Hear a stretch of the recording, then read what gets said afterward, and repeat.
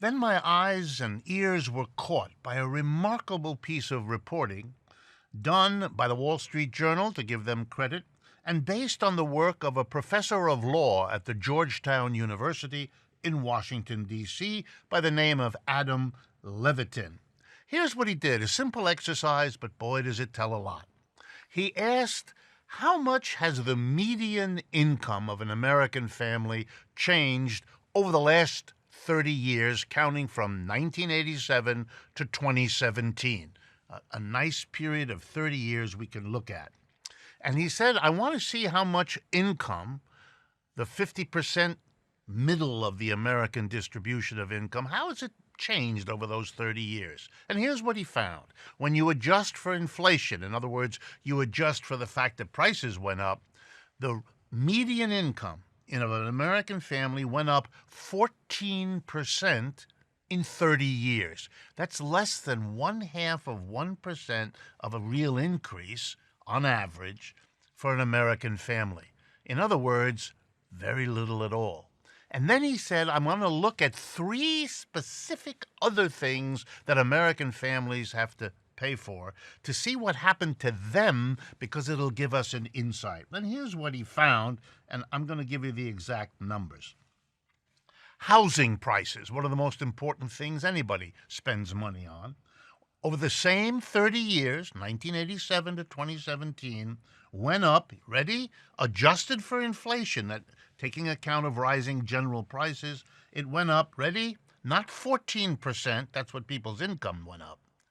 290%. That's right, tripled.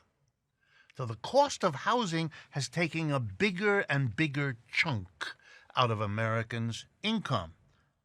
They're still living in the same place.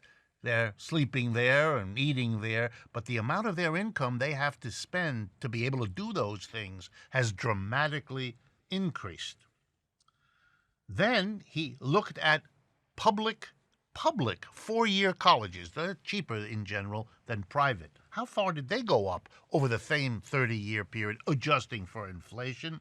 And here's what he found, that those kinds of costs went up 311%. They went up even faster than housing. So if you want to live somewhere and you want your kids to go to college, oh boy, have you had to cut back on other things to pay for those things.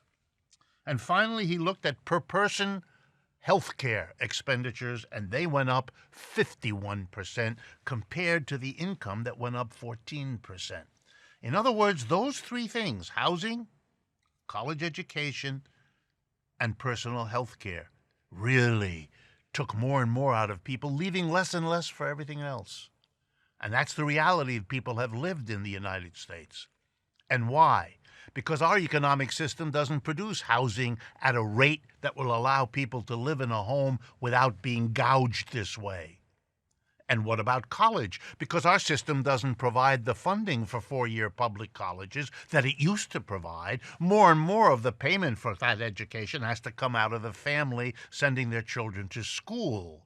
And in healthcare, well, we talk about that all the time. The medical industrial complex jacking up the prices of your drugs, of your hospital stay, of your doctor, of your medical insurance, and then you can see the squeezing of the American family as these three messed up parts of our economy eat up more of the real income Americans have. It is something to understand how this system gets down low into the individual lives we all lead to cause us the pain and the difficulty that's showing up in such anger in our culture these days.